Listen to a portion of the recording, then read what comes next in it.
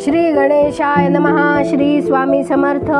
आज आपण चौथ्या खंडातल्या उत्तरकांडाचा 75वा सर्ग वाचूया. लक्ष्मणाने सांगितलेली ही कथा ऐकून संभाषण चतुर महातेजस्वी राघव स्मित हास्य करून म्हणाले, नरश्रेष्ठ लक्ष्मणा, वृत्रासुराचा सारा प्रसंग आणि अश्वमेध यज्ञाचं जे फळ तू जसं सांगितलं आहेस ते सारं यथायोग्यच आहे.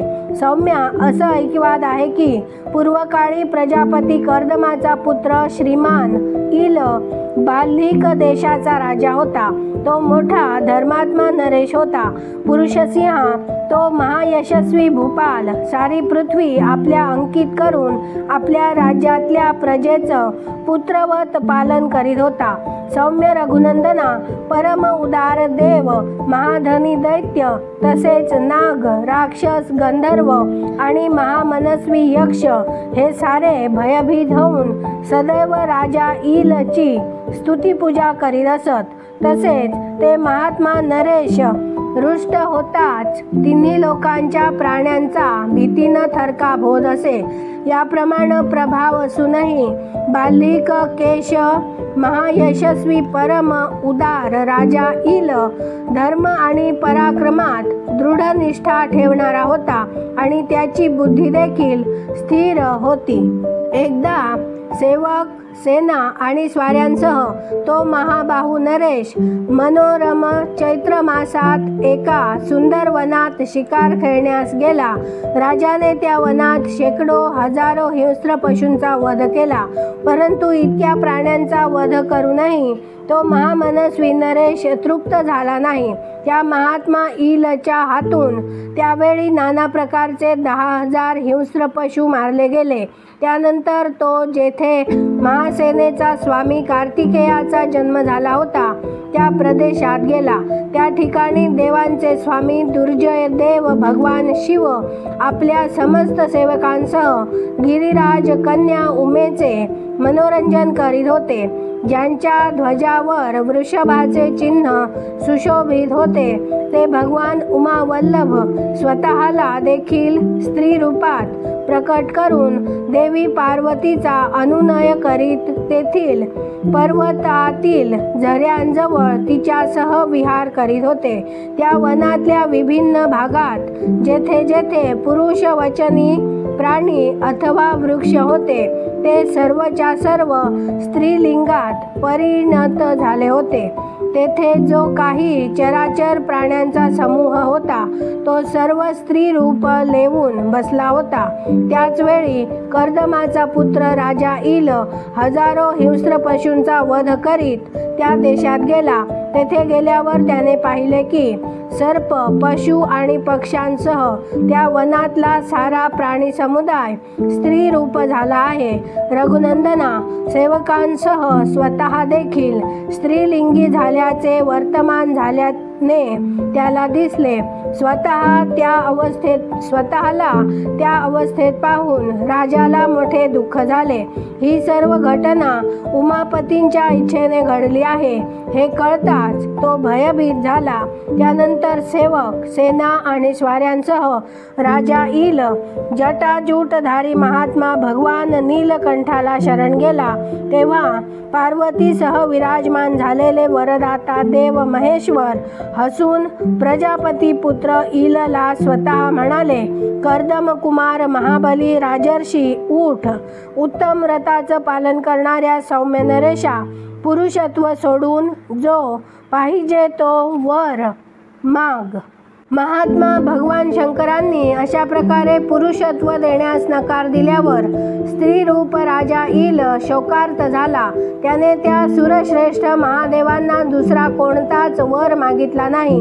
त्यानंतर महान शोकार्त राजाने गिरिराज कुमारी उमादेवीच्या चरणांना मनःपूर्वक प्रणाम करून अशी प्रार्थना केली की, संपूर्ण वरांच्या अधीश्वरी देवी, तू मानिनी आहेस, समस्त लोकांना वर देणारी आहेस. देवी, तुझं दर्शन कधी निष्फळ होत नाही. आता तूच तुझ्या सौम्य दृष्टीनं माझ्यावर अनुग्रह कर. राजा इलाचे हृदगत जाणून घेऊन रुद्रप्रिया देवी पार्वती महादेवांशी बोलू लागली. तिचे वचन शुभ होते. ती म्हणाली, राजन, तू पुरुषत्वाच्या प्राप्तीचा जो वर इच्छितोस त्याच्या अर्ध्या भागाचे दाते महादेव आहेत आणि अर्धाच वर देणं माझ्या हाती आहे. म्हणून तू मी दिलेल्या अर्ध्या वराचा स्वीकार कर. तू जितक्या काळपर्यंत स्त्री आणि पुरुष राहू इच्छित असशील ते मज समोर सांग. देवी पार्वतीचा तो परम उत्तम आणि अत्यंत अद्भुत वर ऐकून राजाच्या मनात मोठा हर्ष झाला. मग तो म्हणाला, देवी, जर तू माझ्यावर प्रसन्न झाली असशील तर मी 1 महिन्यापर्यंत भूतलावर अनुपम रूपवती स्त्रीच्या रूपात राहून मग पुन्हा 1 महिन्यापर्यंत पुरुष होऊन राहू इच्छितो. राजाचे मनोभाव जाणून घेऊन सुंदर मुखाच्या पार्वती देवीने शुभवचन उच्चारले. ती म्हणाली, असंच होईल.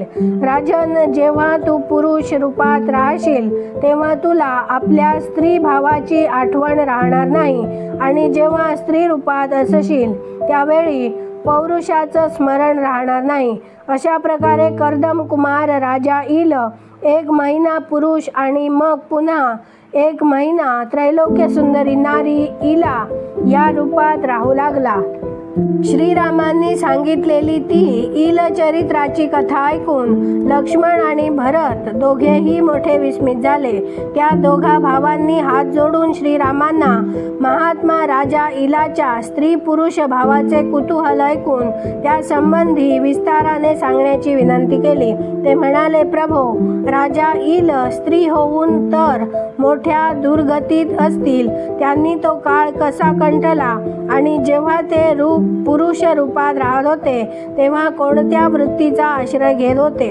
लक्ष्मणाचे आणि भरताचे ते कुतूहलपूर्ण वचन ऐकून श्रीरामचंद्रांनी राजा इलाचा वृत्तांत जसा ठाऊक होता तसा पुन्हा सांगण्यास सुरुवात केली. ते म्हणाले, त्यानंतर त्या प्रथम मासात इला त्रिभुवन सुंदरी नारी होऊन वनात हिंडू लागली. जे पूर्वी तिचे चरणसेवक होते ते देखील स्त्री रूपात परिणित झाले होते. त्या स्त्रियांनी घेरलेली लोकसुंदरी कमललोचना इला वृक्ष, झाडी आणि वेलींनी भरलेल्या एका वनात सत्वर प्रवेश करून पायीच सगळीकडे हिंडू लागली. त्यावेळी सारी वाहने सगळीकडे सोडून देऊन इला विस्तृत पर्वतमालांच्या मध्यभागी भ्रमण करू लागली. त्या वनप्रांतात पर्वताजवळ एक सुंदर सरोवर होते. त्यात नाना प्रकारचे पक्षी कलारव करीत होते. त्या सरोवरात सोमपुत्र बुध तपस्या करीत होता. तो आपल्या तेजस्वी शरीराने उगवलेल्या पूर्णचंद्राप्रमाणे प्रकाशित होत होता. इलाने त्याला पाहिले. तो जलामध्ये तीव्र तपस्या करण्यात गुंतला होता. त्याला पराभूत करणे कोणालाही अत्यंत कठीण होते. तो यशस्वी कामाने परिपूर्ण आणि तारुण्यात स्थित होता. रघुनंदना त्याला पाहून पूर्वी पुरुष असलेली आणि आता स्त्री रूपात असलेली इला चकित झाली आणि ज्या पूर्वी पुरुष होत्या त्या स्त्रियांसह पाण्यात उतरवून तिने सर्व जलाशय क्षुब्ध केले. इलेवर दृष्टी पडताच बुध कामदेवांच्या बाणांची शिकार झाला. त्याला आपल्या तनमनाची शुद्ध राहिली नाही आणि तो त्यावेळी जलात असूनही विचलित झाला. इला त्रैलोक्यात सर्वात अधिक सुंदर होती. तिला पाहताच बुधाचे मन तिच्या ठाई आसक्त झाले आणि तो विचार करू लागला की देवांगनाहूनही अधिक रूपवती असलेली स्त्री ही कोण बरं असावी. देवकन्या, नागकन्या, असुरकन्या इतकंच काय, अप्सरा देखील मी पूर्वी पाहिल्या, परंतु या साऱ्या अशा मनोहर रूपानं शोभणारी स्त्री मी पूर्वी पाहिलेली नाही. जर हिचा दुसऱ्याशी विवाह झाला नसेल तर ही सर्वार्थानं माझी पत्नी बनण्यास योग्यच आहे. असा विचार करून तो पाण्यातून निघून किनाऱ्यावर आला. मग आश्रमात पोहोचून त्या धर्मात्म्याने पूर्वोक्त सर्व सुंदरींना हाक मारून बोलाविले आणि त्या सर्वांनी येऊन त्याला प्रणाम केला. मग धर्मात्मा बुधाने त्या सर्व स्त्रियांना विचारले, ही लोकसुंदर स्त्री कुणाची पत्नी आहे आणि इकडं का बरं आली आहे. या सर्व गोष्टी तुम्ही त्वरित मला सांगा. बुधाच्या मुखातून निघालेले ते शुभवचन मधुर पदावलीने युक्त तसेच मधुर होते. ते ऐकून त्या सर्व स्त्रिया मधुर वाणीने म्हणाल्या, ही सुंदरी आमची स्वामिनी आहे, हिचा कुणी पती नाही. इथं आमच्याबरोबर ती आपल्या इच्छेनुसार वनप्रांतात हिंडत असते. त्या स्त्रियांचे वचन सर्व प्रकारे सुस्पष्ट होते. ते ऐकून ब्राह्मण बुधाने पुण्यमयी आवर्तनी विद्येचे आवर्तन केले. त्या राजाविषयी सर्व गोष्टी यथार्थ रूपाने जाणून घेतल्यावर मुनिवर बुध त्या सर्व स्त्रियांना म्हणाला, तुम्ही सर्व लोक किमपुरुषी होऊन किन्नरी होऊन पर्वता किनाऱ्यावर राहाल. या पर्वतावर त्वरेनं तुमच्यासाठी निवासस्थान बनवा. पत्र आणि फळमुळं यावरच तुम्हा साऱ्यांना सदैव जीवन निर्वाह करावा लागेल. पुढं काही काळानं तुम्हा सर्व स्त्रियांना किमपुरुष नावाच्या पतींची प्राप्ती होईल. किमपुरुषी नावाने प्रसिद्ध झालेल्या त्या स्त्रिया सोमपुत्र बुधाचे ते वचन ऐकून त्या पर्वतावर राहू लागल्या. इथे 75वा सर्ग पूर्ण झाला. उद्या आपण 76वा सर्ग वाचूया. धन्यवाद. जय जय श्रीराम.